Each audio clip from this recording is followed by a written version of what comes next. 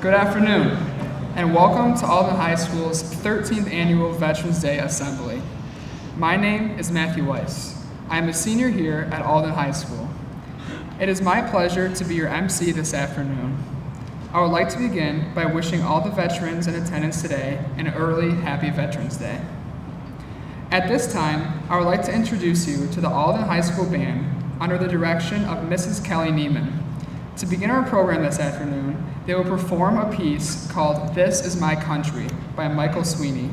Our guest conductor this afternoon is Army Staff Sergeant Chris Wojcik, Alden High School class of 2002.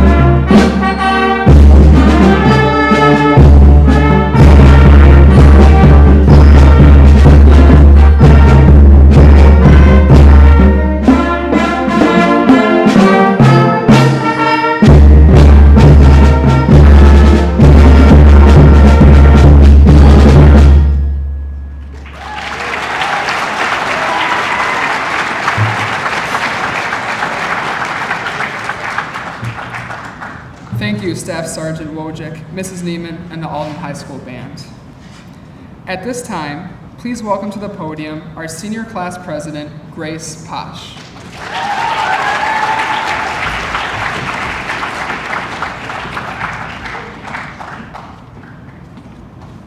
Please stand for the national anthem and the Star-Spangled Banner.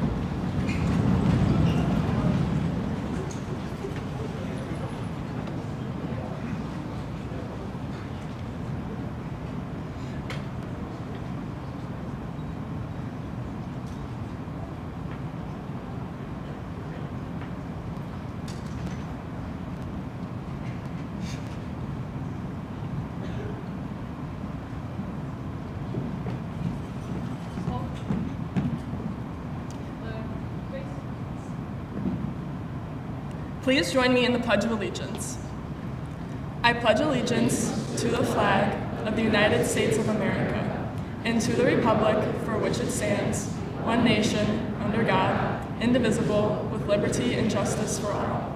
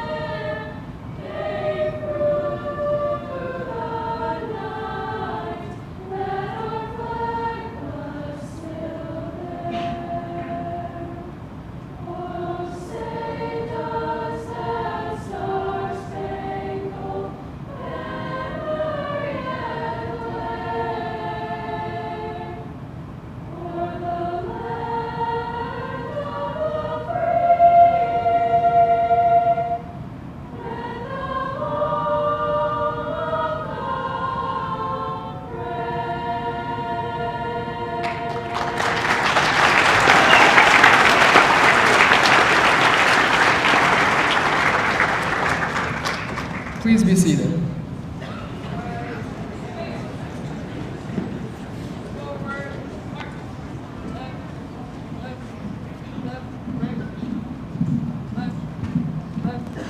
Left, right.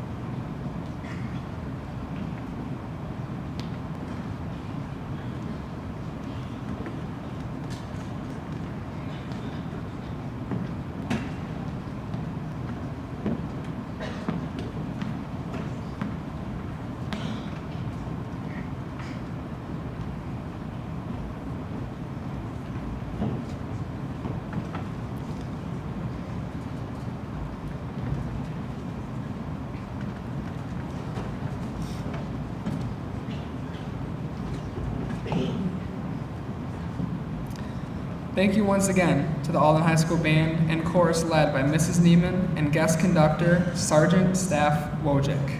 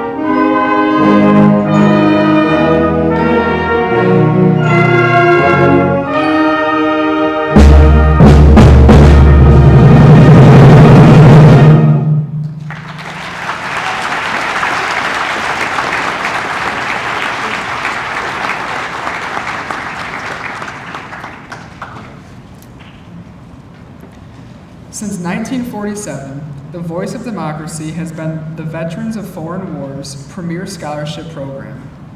Each year, almost 40,000 high school students compete for more than $2 million in scholarships and incentives. Students compete by writing and recording an audio essay on an annual patriotic theme. This year, to answer the question, is America Today our forefathers' vision? Please welcome to the podium, Junior Campbell Jones.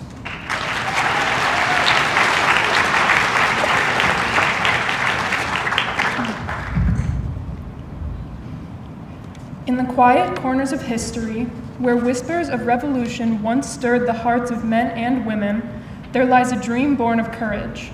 America, the land of promise and potential, forged through the fires of independence, holds within its soul the desires and beliefs of our forefathers. And yet, as the sun sets on the horizon each day, we find ourselves struggling with one lingering question. Is America today our forefathers' vision? In the wake of the Declaration of Independence, written with passion and faith, we glimpse their aspirations for a nation where liberty and justice would reign supreme. They envisioned a land where every voice could rise unopposed, where the pursuit of happiness was not just a distant dream, but a true reality for all. As we travel through the channels of history, we encounter their struggles etched in time, the battles fought and the sacrifices made to guard these ideals. But today, as we stand at the crossroads of progress and tradition, the landscape seems altered. The visions of the past collide with the complications of our modern reality. The tapestry of America is woven with threads of diversity and unity, yet darkened by shadows of inequality and division. The dreams of our forefathers, once clear and resolute, now seem refracted through the prism of present-day challenges. It is that very sense of unity which once bound the nation through adversity, now strained under the weight of such flaws. The promise of equal opportunity, so fiercely voiced by our founders, finds itself tangled in the webs of systemic injustices across our society. Amidst these shadows, glimmers of hope emerge.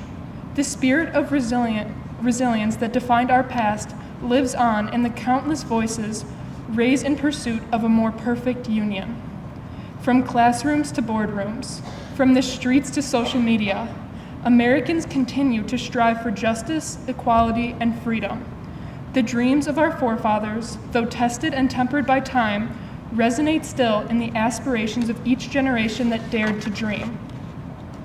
America today may not fully mirror the vision of our forefathers, but their legacy endures in our relentless pursuit of progress. It is our collective responsibility to forge a future where the promises of liberty and justice are not just ideas or dreams, but living truths felt by every citizen. As we navigate the complexities of our times, let us honor their vision by shaping a nation where the echoes of our history guide us toward a brighter tomorrow. America's story is a complicated one, filled with triumph and adversity. But the question remains, is America today our forefathers' vision? Perhaps not entirely, but with unwavering determination and a commitment to justice, we inch closer to understanding the aspirations that ignited a revolution and built a nation. The journey continues, the dream endures, and the spirit of America's founding remains eternally bound to the courage and conviction of those who dared to believe in a better tomorrow. Thank you.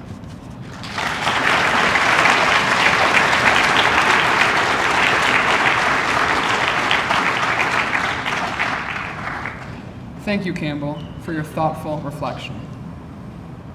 Now, to introduce our keynote speaker this afternoon, please welcome Senior Sylvia Whitmer to the podium.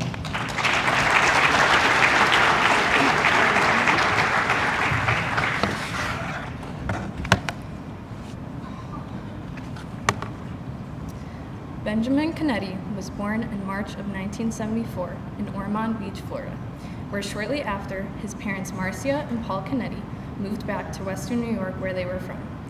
Ben grew up in Marilla, New York. He was one of 5 children and the oldest of the 4 boys. He attended a Catholic school, kindergarten through 8th grade, at Annunciation School in Elma, New York. He transferred to Alden Central High School and then graduated in 1992.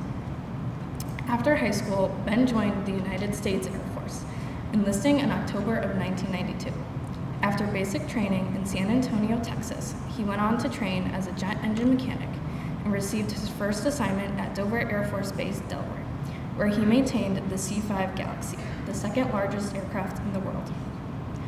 Upon his completion of his first 4 years of active duty, Ben decided it was time to finish his college dream and aim his career towards something new.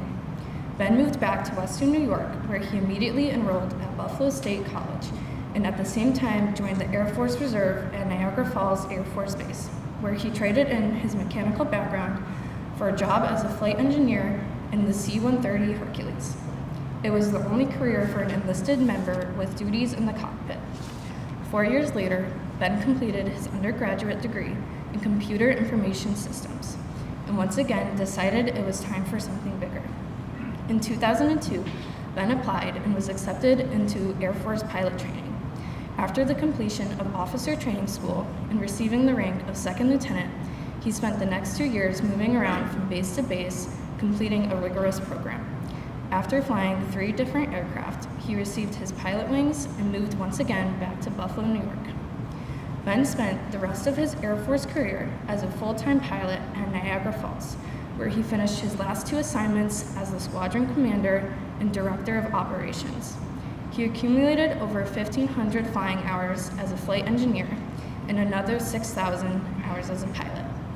He rose through his career to aircraft commander, instructor pilot, and evaluator pilot, where he would train and evaluate newly assigned pilots. Ben held many roles in the squadron, but none that he was prouder of than that of airshow director.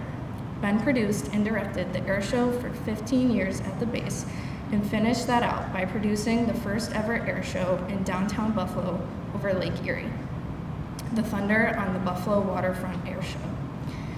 Ben also served many deployments overseas in counter-drug special operations in South America and conflicts in Africa, Kosovo, and 7 tours in the Middle East flying missions in Iraq and Afghanistan. Ben retired on December 31st, 2023. After more than 31 years, and where, for the one last time, he flew his jet over Highmark Stadium, where his beloved Buffalo Bills took on the New England Patriots. Later, during that game, the Buffalo Bills organization brought him out on the field and read his retirement citation to the crowd. Ben is now a pilot and is flying the Boeing 757 and the Boeing 767 for Delta Airlines. He still travels the world, but now it is on his timeline. He is also enjoying a semi-retired life watching his 2 daughters, Taylor and Cameron Kennedy, chase their dreams. Cameron is a junior at Clarence High School, where she aims to become a nurse anesthetist. After college, and Taylor is a sophomore at the University of Colorado Boulder, where she is majoring in political science and ultimately wants to become an airline pilot like her dad. Please welcome Mr. Ben Kennedy to the stage.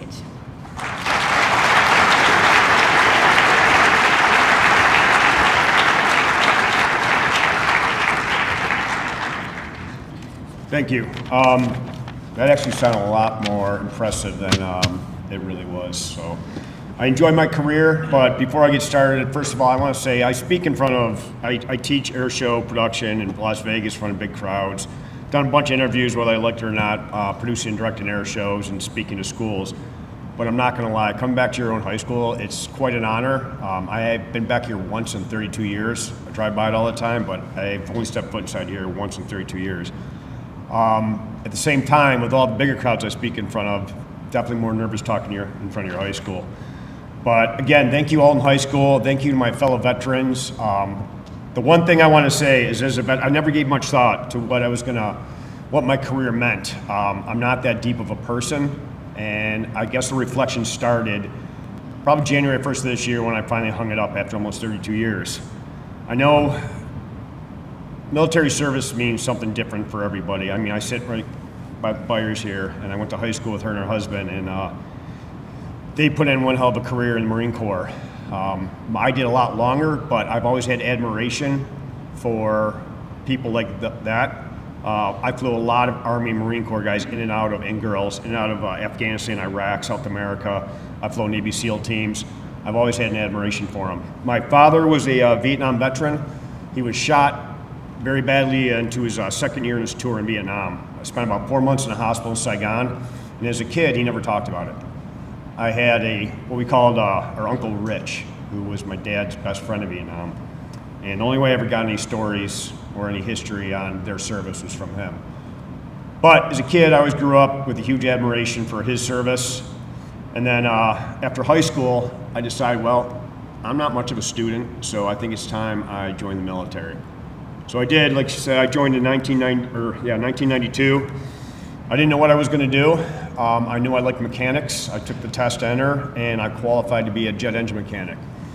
So I was working on the C5, which is actually, if anyone saw the Bills game last weekend, did the flyover down at Highmark Stadium. That's the second largest aircraft in the world, and that was my baby. So a couple years into that, as much as I loved working on airplanes, I wanted to do something bigger. So I decided to move back here to Western New York. I joined the Niagara Falls Air Force Reserve, and I became a flight engineer, which in the C-130, that airplane right there, It's the only position for an enlisted personnel is in the cockpit. So I got that job. I still had no direction or no intention of becoming a pilot. I was in school at Buff State. I really enjoyed computer programming, which I know is sick, probably sounding to some of you, but I enjoyed the logic and the challenge of it. So during my time in the reserve, I was constantly back and forth in between, at that time it was counter-drug operations in South America, the conflict in Kosovo, Bosnia, and anything else we did in Africa. And during that time, I had every intention of hanging up my military career after college. And then I'm like, well, you know what, maybe I'll keep going. So I set my goals on becoming a pilot. Finished my degree, did my internship, and said, yeah, cubicle life is not for me. So I applied to pilot training in the Air Force, and I was fortunate enough to get in. So the way that works after that, it depends on what's going on in the world at the time.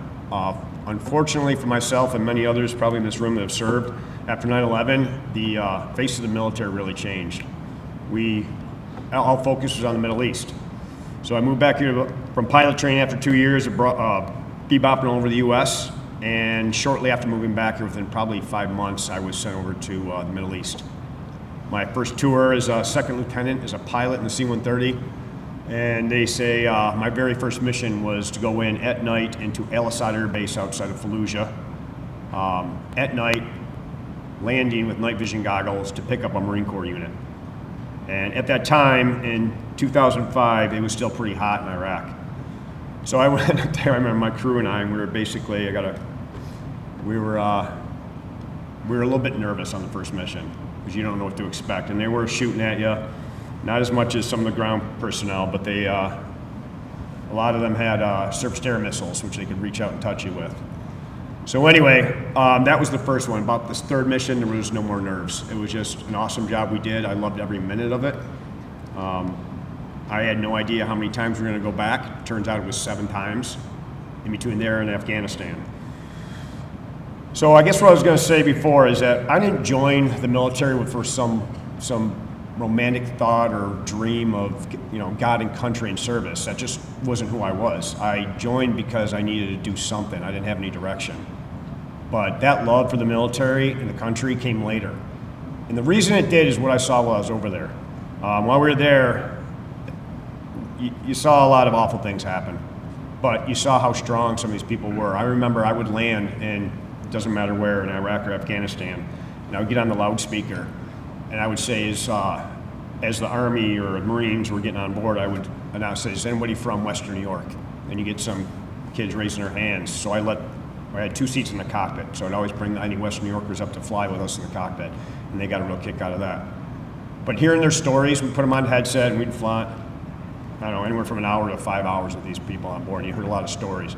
But at the time, I felt like an old guy. I was probably 27, 28 at the time, and I'm listening to 18-year-olds, and I flew with a kid from Lancaster, New York. It was about 6 months out of high school, and he's already been shot in the arm, and he was already back in the fight.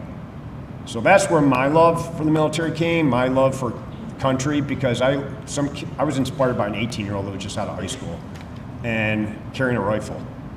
I mean, I had a pretty cool job. Being a pilot's pretty difficult. The training's very difficult, but it's pretty amazing to listen to your fellow military personnel tell their story. So I know right down here there's a whole bunch of there's a mix of Marine Corps, Army, Navy. I don't know if there's any Coast Guard here, but thank you for all your service. Thank you, Alden, for bringing me back. And there's one more thing I want to say before I go, that the one thing that, yes, I fly for Delta Airlines now, but that is really just a job. The one thing that I kept with the military is mentorship. I've mentored a few through my career into becoming pilots to further their careers. And the one story I want to tell you is about a kid named Kevin Cawley. He's a Buffalo cop. He was in the Air Force Reserve at Niagara Falls. To become anything in air crew, whether it's enlisted personnel or an officer, which you have to be a pilot, you have to interview for that position. You're not just placed in it. So Kevin Cawley, at the time, was a full-time Buffalo cop, 24 years old, came over to us and wanted to become a boom operator, which is the guy or the girl that lays in the back of the airplane and connects the boom to the fighter or bomber aircraft, and that's how they receive fuel in flight. So Kevin came over, interviewed, my squadron said, hey, we need an officer in charge on the board, which they do, and so all fellow boom operators interviewed him. I sat on the board as the presiding officer. We got done with the interview and this kid blew me away. I mean, he was special warfare tactics or something with Buffalo PD. His resume was incredible. He was very mature, and I remember during the interview looking over his resume, he already had a college degree. So we excused him. It was a unanimous vote, yes, he's hired. I told the board, I said, well, considering I'm all your bosses, the bad news is I'm taking him from you. I'm going to make him a pilot. And that's what we did. I went out in the hallway. I said, Kevin, the good news is you're hired as a boom operator if you want it. The better news is I'd like to make you a pilot. I won't bore you with all the details. I helped get him a scholarship for flying lessons. I basically held his hand through the whole process, which could be pretty daunting in and of itself. And currently, 2.5 years later, Kevin is 1 week away from graduating, moving back in pilot training, moving back to Western New York, and he's going to be flying full-time at Niagara Falls Air Force Base. And then he has a decision whether or not he wants to go back to be a police officer or stay the pilot route. So the one thing I want to say is I do this quite often, Lily Gadd, I'm sure some of you know them. I met with her and her mother a few weeks ago, and we talked about her desire to become a pilot, whether it's military or civilian. So the one thing I'll offer anyone in here, if you want a career in the military, well, I'm better at talking Air Force than I would be Marine Corps. You might want to go see Denise about that. I am happy to sit down with each and every one of you, one-on-one, talk to you if that's something you desire to do, or just the pilot career field in general. My daughter is planning on doing the same thing, so I would be happy to not mentor, but talk to you and help you along the way.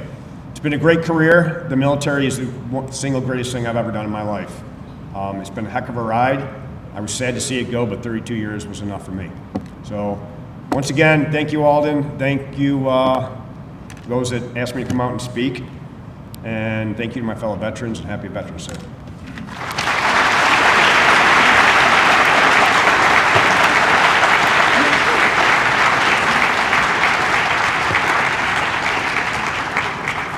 Thank you, Mr. Panetti, for your inspiring words. Thank you very much.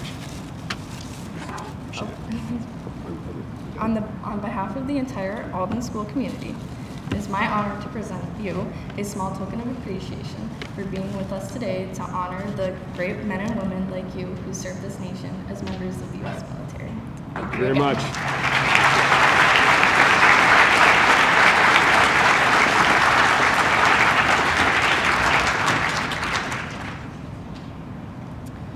Now, for a special presentation, please welcome to the podium one of our Key Club officers, Senior Gwen Kribe.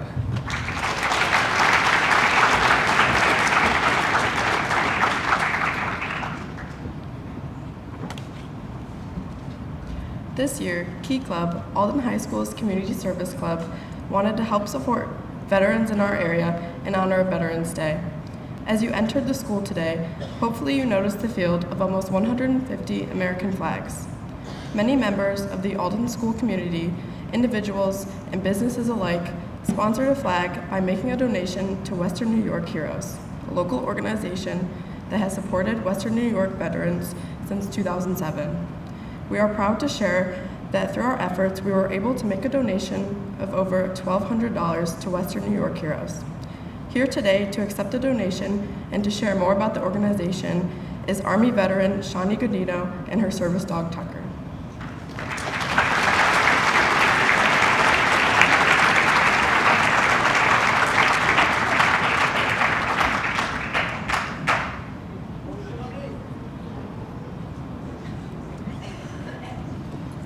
On behalf of the Alden High School Key Club and the entire Alden community, we are proud to present Western New York Heroes with a check for over $1,200. Thank you for all that you do for veterans across Western New York.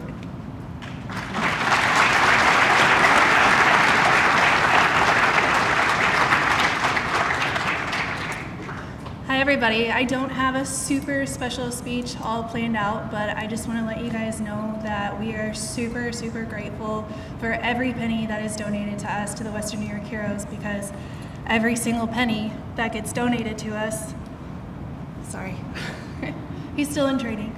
Every penny that gets donated to us goes to our local veterans in need, and then the Positive for Heroes program,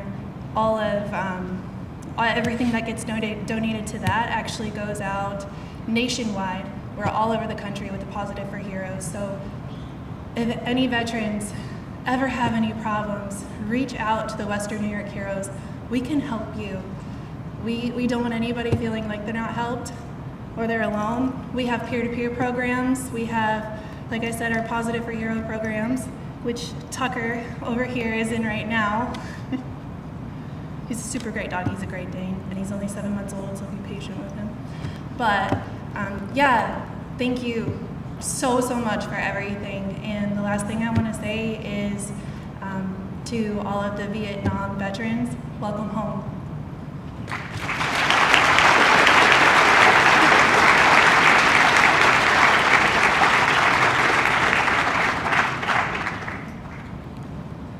At this time, to close out our program this afternoon and to honor the veterans here with us today, please welcome back to the podium Gwen Kribe and Grace Posh.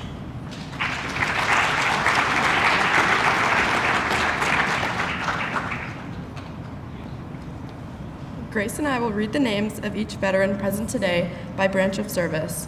When you hear your name, please stand and remain standing until all the veterans have been introduced. It is an honor to recognize the following veterans in attendance here today. I ask that the veterans please stand when your name is called. Please hold your applause until after each veteran of the branch is introduced. Representing the U.S. Army and Army National Guard, we honor Stan Bogrowski, Mike Bennett, Kenneth Bienick, Carl Dogowski, John Ertl, Shawnee Godino, Anthony Glazinski, Chris Gordon, Walter Iflander, Keldon Jones, Jeffrey Kuznick, Mary Law, Norman Luce, Nancy Mathewson, Bud Milligan, Damian Mirioni, Roger Nealand, Dennis O'Grady, John Schmidt, Micah Wagner, John Wojciechowski, and Christopher Wojcik. Please join us in a round of applause for our Army veterans.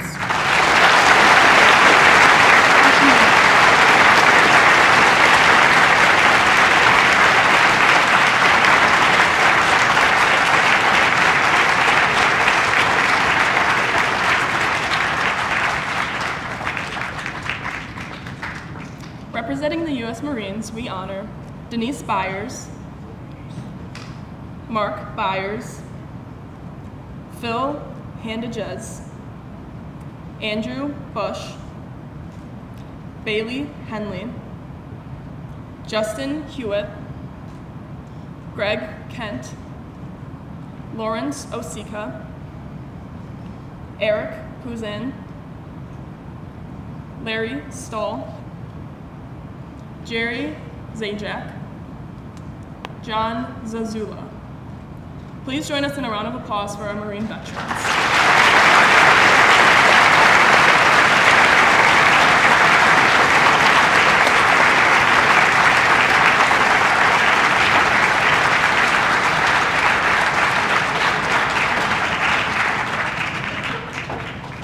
Representing the U.S. Navy, we honor Thomas Echeverria, Donald Eikenser, and Suzanne Mark.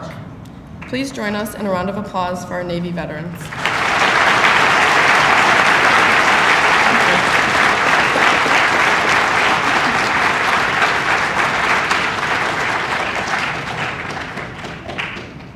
Representing the U.S. Air Force, we honor Megan Bennett,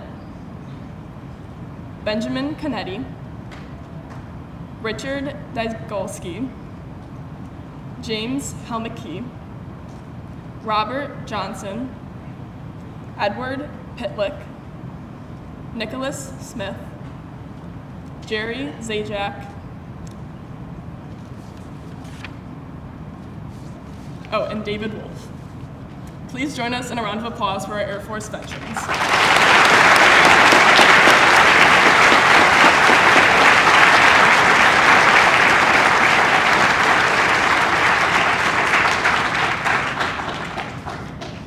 Please join us in one more round of applause for all of our veterans and active service members. We thank you for your service.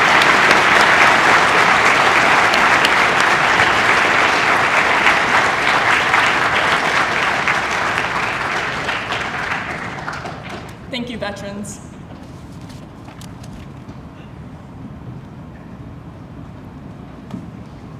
Thank you to all of our veterans here today.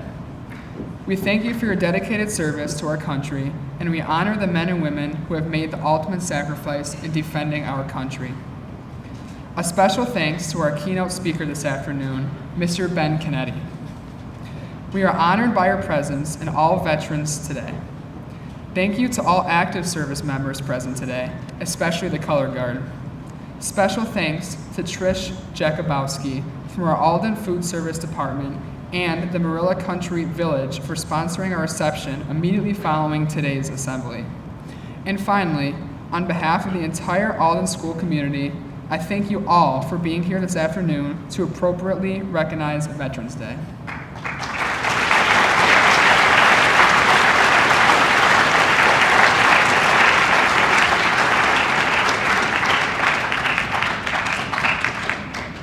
At this time, please welcome to the podium Superintendent Mr. Stoltman.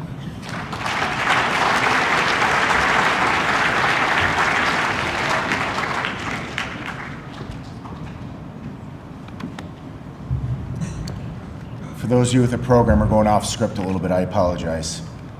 It's an honor to stand here before you today as we commemorate and celebrate 50-plus servicemen and women in attendance today. On behalf of our student body, staff, and Board of Education, I thank you for the sacrifices you have made and continue to make to protect our freedoms that many people take for granted. At this time, I'd ask that Marlene Roll please join me on the stage.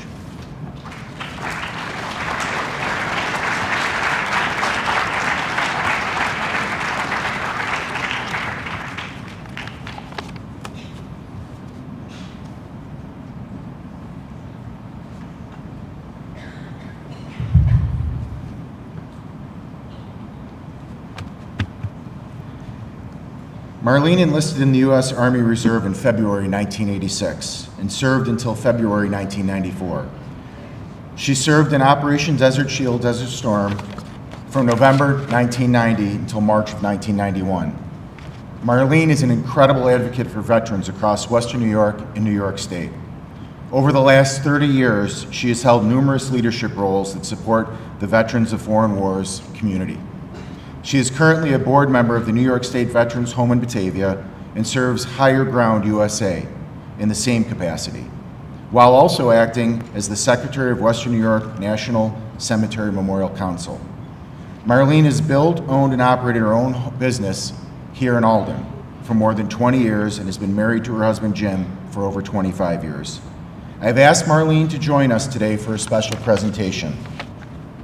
This annual program would not exist or be possible without the support of our incredible community, high school staff, and of course, the fabulous students that attend Alden High School. But it really was and continues to be the vision of our high school principal, Mr. Ryan, which began 13 years ago. Mr. Ryan often talks about passion projects students immerse themselves in learning within the classroom. As someone who's had the privilege to work alongside Mr. Ryan for over 20 years, I can share with you that every year, this event for the last 13 years is truly at the top of his list of passion projects. And without his dedication, commitment, we wouldn't be here today honoring the incredible men and women sitting before us. Mr. Ryan, could you please join Marlene and I on stage as she presents you with a special recognition.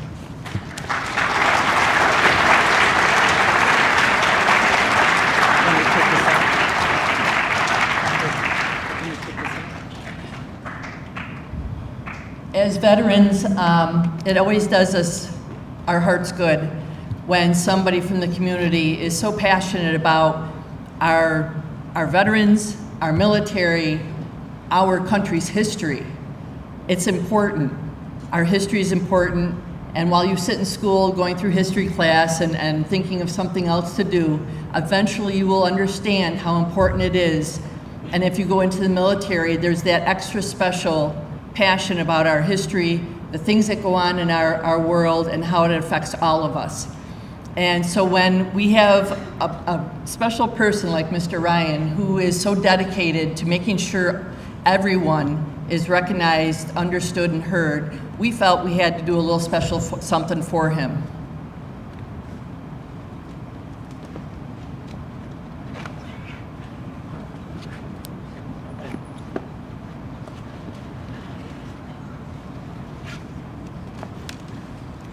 Mr. Ryan, we had a flag flown over the U.S. Capitol for you, and we've had it here in the box. It's all folded, professionally folded, and we want to present it to you as a thank you.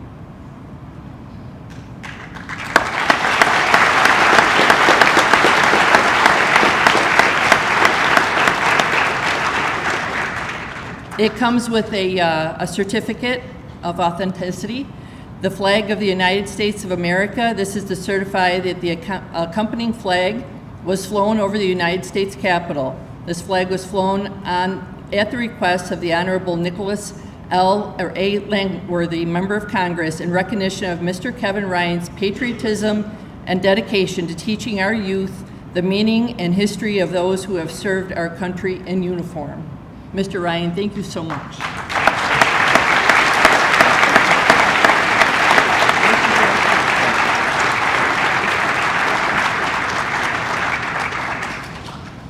Not a big fan of when Mr. Stoltman goes off script, that's for sure. I humbly accept this on behalf of the entire Alden school community.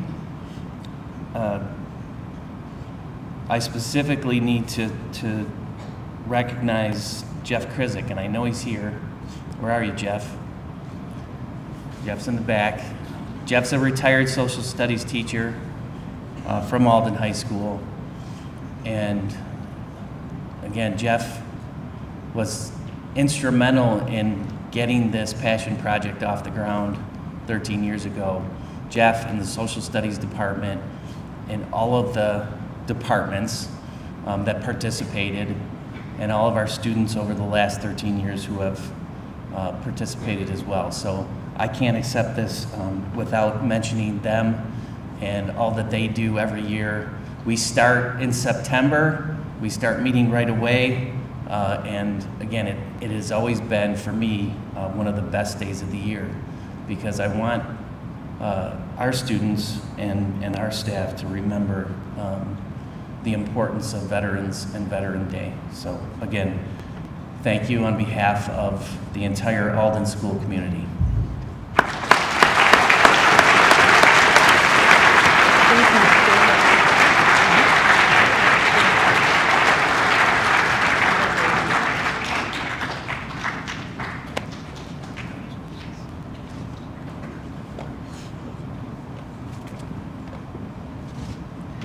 At this time, to close out our program, the band will play a salute to America's finest.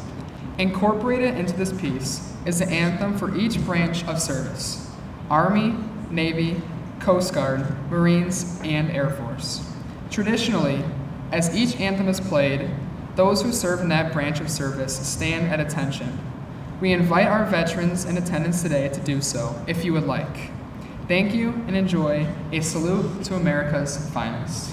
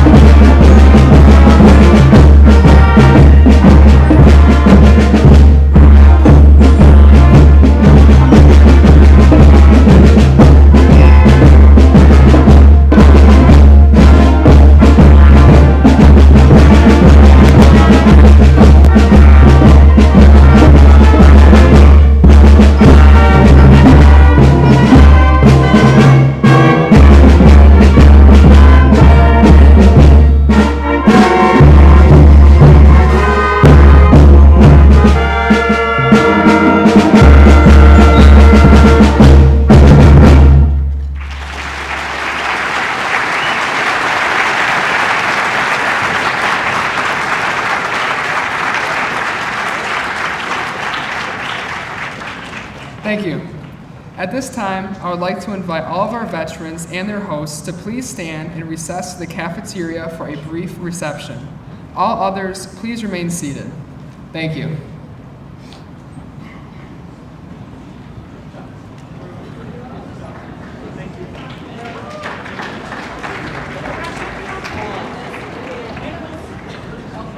Again, at this time, how about again another round of applause, please?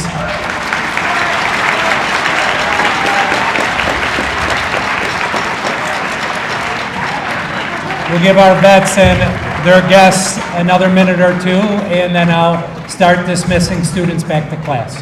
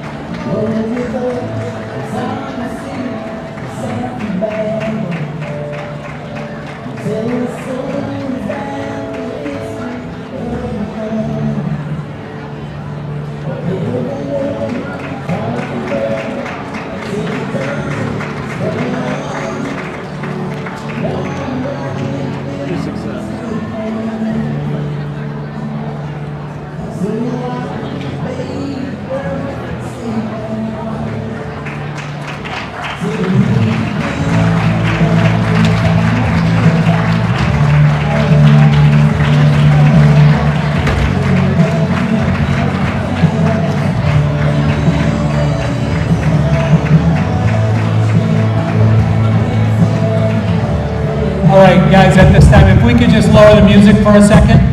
I would like to say thank you to the students. I want to thank you for your focus. This is a big event for us this year, and it's grown over the years. We appreciate your focus during this time, because really it's about honoring and respecting. You know, we take for granted of many of the things that we have before us, and it's good to remember how we have those freedoms. So how about right now a round of applause, please, for all of you.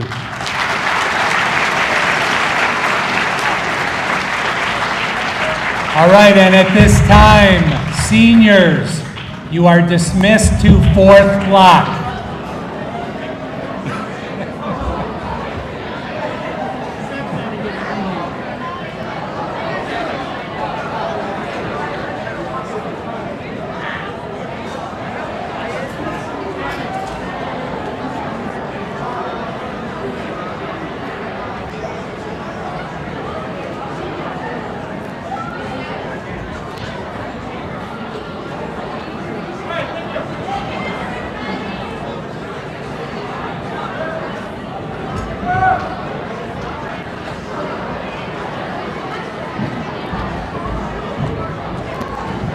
Juniors, you are dismissed.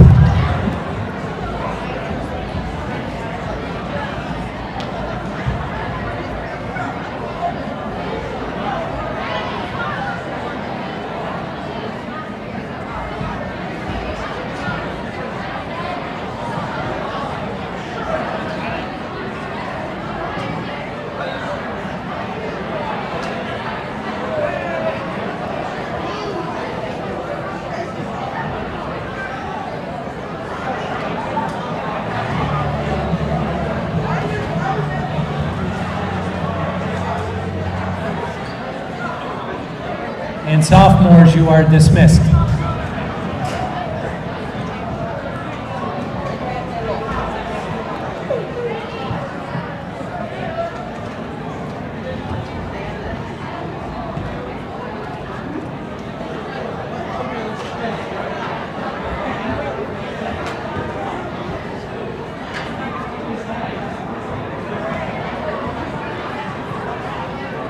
Clean up, clean up.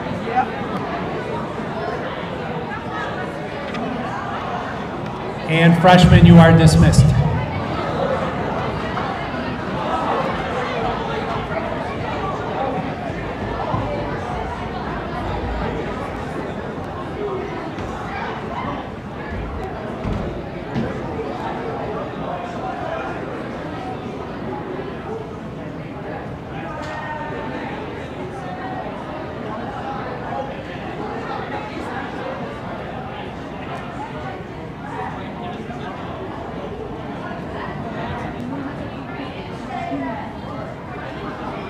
we got some good pictures today.